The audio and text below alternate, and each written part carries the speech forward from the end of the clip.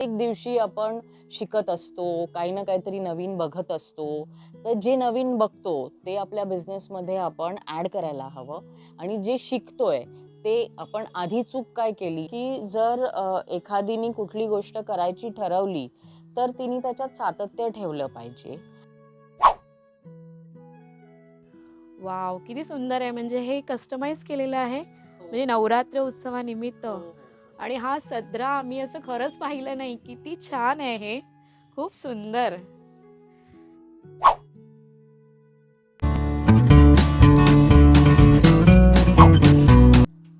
हाय, hello, नमस्कार मंडळी. हितगुज तुमच्याशी मध्ये मी स्नेहा आपलं मनापासून स्वागत करते. तर पर्यटन, भटकंती, विशेष रेसिपी, कोकण ब्लॉग आणि विशेष दिवसाचं औचित्य साधून आपण विशेष मान्यवरांना भेटत असतो. त्यामुळे चॅनलला नक्की सबस्क्राईब करा. नवरात्र उत्सवानिमित्त आपण नवदुर्गा नवशक्ती ही सिरीज सुरू केलेली आहे आणि हे सांगायला खरं मला आनंद होतोय की सिरीज आपण खूप छान पद्धतीने केली आणि हा शेवटचा भाग आहे आणि खूप आनंद आहे की आजच्या ज्या नवदुर्गा आहेत खरंच त्यांच्याकडून खूप काही गोष्टी आपल्याला शिकायला मिळतील. कारण आयुष्याचा एक असा टप्पा येतो, की ज्यावेळी व्यवसाय आणि नोकरी यामधलं नेमकं काय असं चूज करावंच लागतं.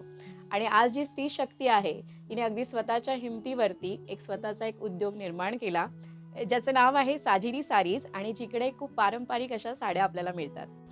सौ दीपा लेले चेऊलकर एक यशस्वी उद्योजिका. विलेपार्ले हे संस्कृती आणि परंपरा जपणारं माहेरघर आहे.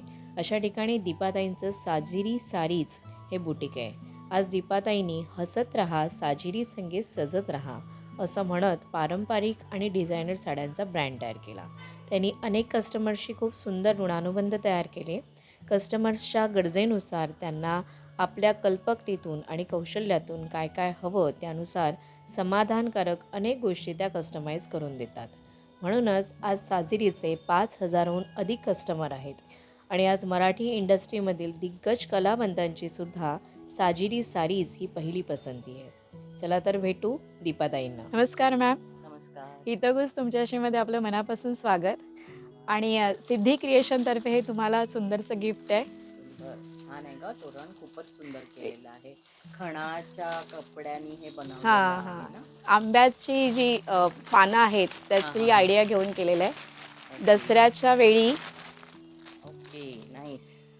हे तुम्ही वापरू शकता आणि त्यांचे खूप छान प्रॉडक्ट्स आहेत. छान, छान, छान. मस्तच. 5 वारी 9 वारी साडी त्या शिवून देतात. Okay, okay. प्रेक्षकांपैकी कोणाला कॉन्टॅक्ट करायचं असेल तर दिलेल्या नंबरवरती तुम्ही कॉल करू शकता आणि घेऊ शकता. मॅडम इथे आल्यानंतर खरंच खूप बरं वाटलं. साजिरी सारीजमध्ये खूप पॉझिटिव्ह वाइब्स आहेत इथे आणि म्हणूनच मला हे विचारावसं वाटतं, साजिरी सारीज हा तुमचा बिझनेस आहे. बिझनेस आपण करावा ही जी यामागची तुमची प्रेरणा काय होती? म्हणजे आपण बिझनेसच करावा आणि त्यामध्ये साजिरी सारीज यामागे काय होतं? अच्छा, तुझा प्रश्न असा आहे की बिझनेसच आणि मग साडी. साडी. सो दोन्ही प्रश्नांचं उत्तर मी तुला देते. लहानपणापासूनच म्हणजे मी लोणावळ्यात राहायला होते आणि तिथे माझ्या आजोळचं हॉटेल आहे, अन्नपूर्णा हॉटेल हे माझं आजोळ आहे. आजी-आजोबांकडे वाढले आणि त्यांच्याबरोबर असल्यामुळे मधल्या काही गोष्टी मी शिकले आणि जशी मी मोठी झाले तसं जेव्हा जेव्हा लोणावळ्यात जाते तेव्हा आजी-आजोबांचे फोटो हॉटेलमध्ये लावलेले दिसतात, की पुढच्या पिढीसाठी त्यांनी काय करून ठेवलंय. हे खूप छान वाटायचं बघून नेहमी आणि तेव्हा कुठेतरी मनात असं यायला लागलं, की जसं आपल्या आजी-आजोबांनी पुढच्या जनरेशनसाठी काही करून ठेवलंय, तसं आपणही करावं. तेव्हा बिझनेस करावा असं मला वाटायला लागलं. आणि तुझा प्रश्न दुसरा, की मग साड्या म्हणजे हां, साडीज का? काय म्हणजे मी कुठल्या माध्यमातून व्यवसाय करायचा? तर संस्कृती आणि परंपरा पुढे नेणं हे आमच्या घरी म्हणजे आजोळ, माझी आई, माझ्या आईला साड्या खूप आवडायच्या. त्यामुळे असंच काहीतरी प्रॉडक्ट आपण घेऊन बिझनेस सुरू करावा असं मला वाटलं आणि 9 वर्षाचा ॲडव्हर्टायझिंगचा एक्सपिरियन्स होता. त्यामुळे मी थोडासा पैठणीचा अभ्यास केला आधी सुरुवातीला आणि आधी फक्त पैठण्या आणि मग इतर साड्यासुद्धा आणि मग अशी हळूहळू व्यवसायाला सुरुवात झाली. म्हणजे जेव्हा आपण आपल्याच मोठ्या माणसांना बघत असतो, त्यांच्याकडूनच आपण खरं खूप शिकतो आणि हे तुमच्या बाबतीत घडलं असं म्हणायला हरकत नाही. बरोबर. माझा दुसरा प्रश्न असा होता, की एखादा बिझनेस सुरू करताना ना, बरेच वेळा असं होतं, की सुरुवातीच्या काळामध्ये तरी, की यश थोडं दूरच असतं आणि त्यावेळेस आपलं जे मनोबल आहे, ते स्थिर ठेवण्यासाठी किंवा मला हा बिझनेस वाढवायचाच आहे, या उद्देशाने तुम्ही बरेच प्रयत्न केले असतील. त्या संदर्भात थोडं सांगाल का, की हे तुम्ही कसं हा प्रवास कसा घडवलाय? तुझा प्रश्न मनोबल किंवा यश लांब असतं असं सगळं. पण सांगू का बिझनेसची सुरुवातच जसं मी तुला म्हणलं, की पुढच्या पिढीपर्यंत बिझनेस न्यायचा आहे, हा डोक्यात विचार घेऊन मी सुरुवात केली होती. त्यामुळे कसं असतं ना, अजूनसुद्धा मी म्हणते, की आज माझ्या बिझनेसचा पहिला दिवस आहे. हे प्रत्येक दिवशी आपण शिकत असतो, काही ना काहीतरी नवीन बघत असतो. तर जे नवीन बघतो ते आपल्या बिझनेसमध्ये आपण ॲड करायला हवं आणि जे शिकतोय ते आपण आधी चूक काय केली, ती चूक पुन्हा घडू नये ह्याची काळजी आपण घ्यायला लागते. मला वाटतं एवढंच तुझ्या ह्या प्रश्नाचं उत्तर माझ्याकडनं असेल. थांबले नाही, चुकले, शिकले, नवीन गोष्टीचा वापर करत गेले आणि रोज नव्याने काम सतत करत गेले. बस. नक्कीच मॅम, म्हणजे तुमच्याकडे बघून ती सकारात्मकता मला दिसतेच आहे आणि अर्थात तुमच्या या कामामध्ये तुमचं सातत्य आहे, त्यामुळे हे आज इथपर्यंत आहे. मला असं नेहमी वाटतं, की बिझनेस म्हटला ना, की त्याच्यामध्ये पदोपदी आव्हानं येतातच. मग त्यामध्ये 2020च्या वेळी जो करोनाचा कालखंड होता, त्या दरम्यान भरपूर बऱ्याच जणांना काही समस्या निर्माण झाल्या. असं तुमच्या बाबतीत पण घडलं असावं. समजा असे काही अनुभव तुम्ही शेअर कराल, की ज्याच्यातून तुम्ही बाहेर पडलात, की जेणेकरून आपले जे प्रेक्षक आहेत, ज्या नवदुर्गा बघतायत, त्यांना तुमच्याकडून काही इन्स्पिरेशन मिळेल? कोविड म्हणजे करोना कोणीच त्याच्यातनं बाहेर म्हणजे सगळ्यांनाच त्याचा त्रास झाला. त्याप्रमाणे साहजिक आहे मलाही, माझ्या ब्रँडलाही झाला. पण इथे तू बघत असशील साजिरी सण समारंभ ह्याचा जन्म त्याच वेळेला झाला. कारण खूप त्यावेळेला साड्या घेणं किंवा हे खूप कमी होतं. मग त्यावेळेला आम्ही अशा काही कपड्यांनी बनवलेल्या काही वस्तू बनवून आम्ही ग्राहकांपर्यंत पोहोचवल्या. मला एक अनुभव सांगायला आवडेल शेअर म्हणजे खरंच, की आपण असं म्हणतो ना, की बिझनेस आपण आपल्यासाठी करतोय किंवा आपल्याला काहीतरी मिळावं, असं सुरुवातीला वाटायचं किंवा असं होतं. पण एकदा आपण बिझनेस सुरू केला ना, तर आपण समाजासाठी बांधील असतो. सो तसाच अनुभव मला कोविडमध्ये आला. माझे एक ग्राहक आहेत, त्यांनी मला फोन केला कोविडमध्ये आणि त्यांनी मला सांगितलं, की माझ्या बहिणीला 9 वर्षांनी बाळ होतंय आणि तिचं ओटी भरण आहे आणि ओटी भरणासाठी मला हिरवी साडी हवी आहे. दिपाताई आपण काय करू शकतो? सगळी दुकानं बंद आहेत. मी तुम्हाला हक्काने फोन केलाय. तर मला म्हणजे 2 मिनिटं मला कळेना की मी काय करू?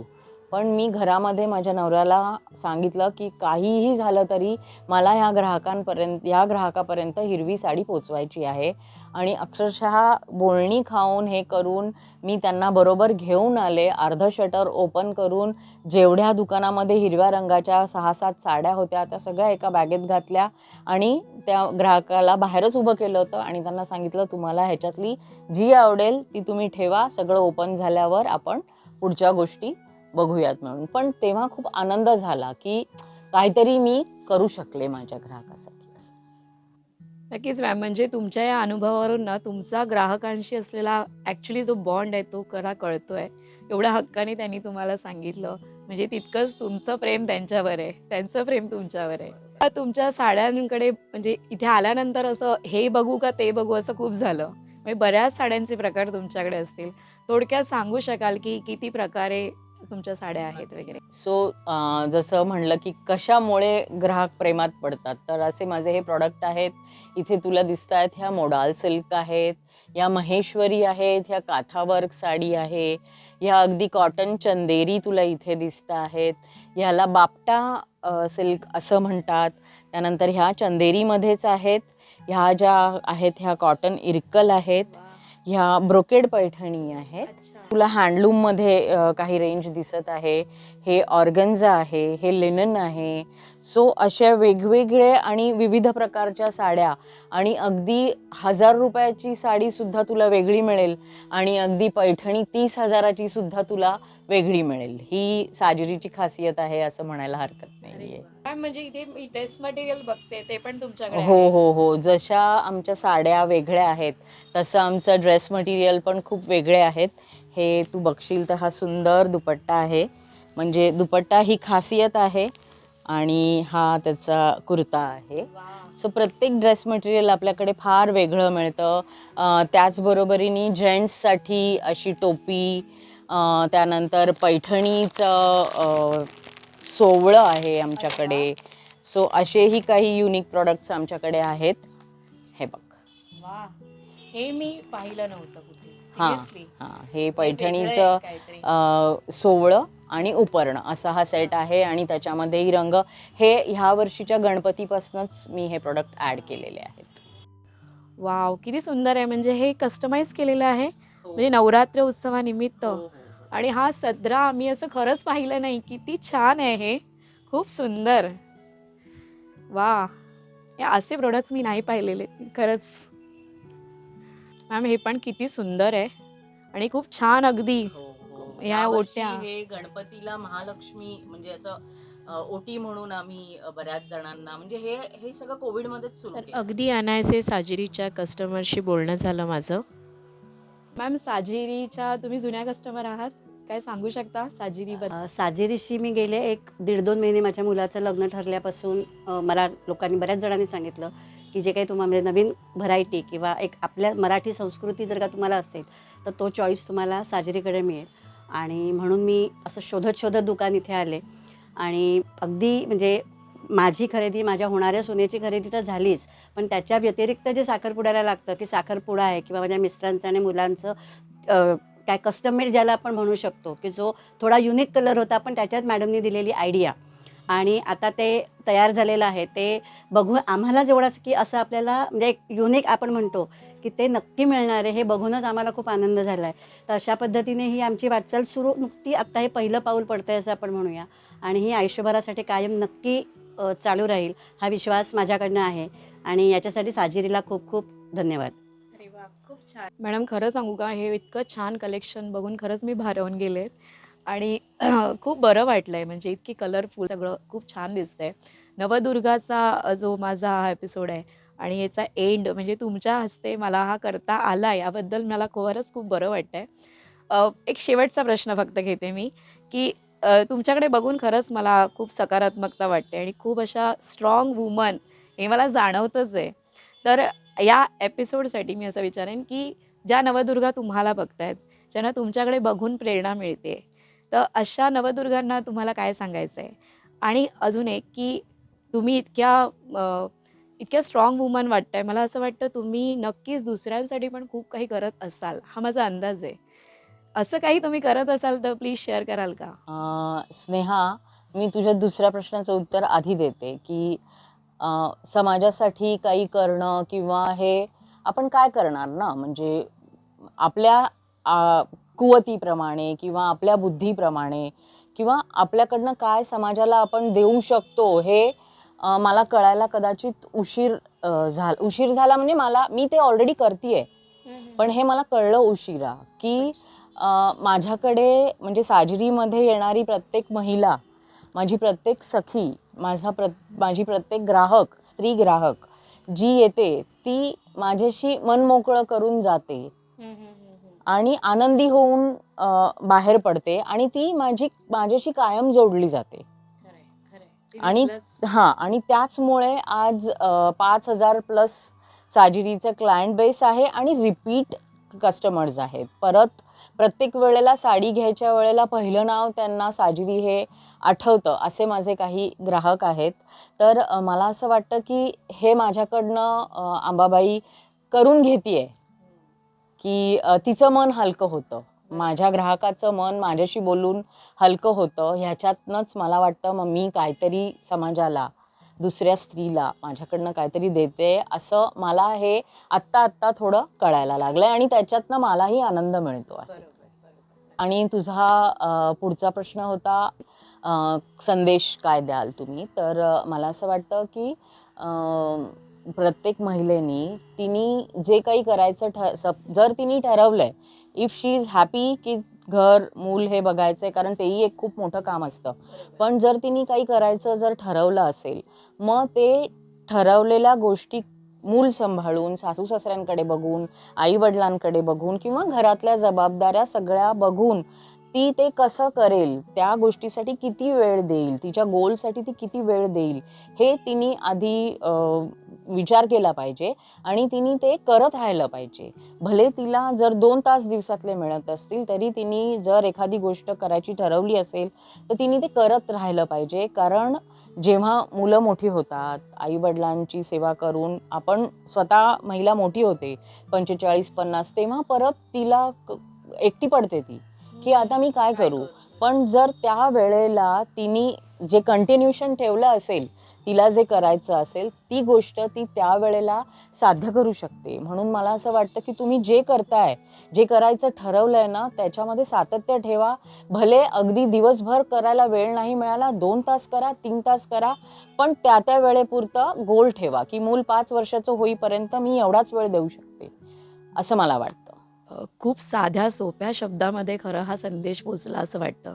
आणि इतक्या वर्षाचा जो तुमचा अनुभव आहे त्यावरून तुम्ही हे व्यक्त झालं तुमचं मन. खूप छान. आणि तुम्ही वेळात वेळ काढून तुम्ही मला हा व्लॉग शूट करायला वेळ दिला त्याबद्दल मनापासून मी आभारी आहे. आणि आज तुमच्याकडून मी खूप काही शिकले. खरंच मला असं वाटतं तुमचा चेहरा खूप स्माइलिंग फेस, अगदी हसतमुख अशाच कायम सदैव राहा आणि साजी अशीच ती वाढ होऊ दे, अशी देवीचरणी मी प्रार्थना करते. तुमची ती टॅगलाईनच आहे ना, म्हणजे तुम्ही जसा तुमचा हसरा चेहरा आहे, तशी तुमची टॅगलाईन आहे, की हसत राहा, साजिरी सांगे सजत राहा. तर नवदुर्गा नवशक्ती ही सीरीज आज आपली इथे संपलेली आहे. पण असेच नवीन उपक्रम मी माझ्या चॅनलवर करतच राहणार. त्यामुळे माझ्यासोबत राहा. हा व्हिडिओ तुम्हाला कसा वाटला मला नक्की कळवा आणि आवडल्यास प्लीज लाईक करा, शेअर करा, सबस्क्राईब करा. हा व्हिडिओ पुन्हा पाहिल्याबद्दल मनापासून धन्यवाद.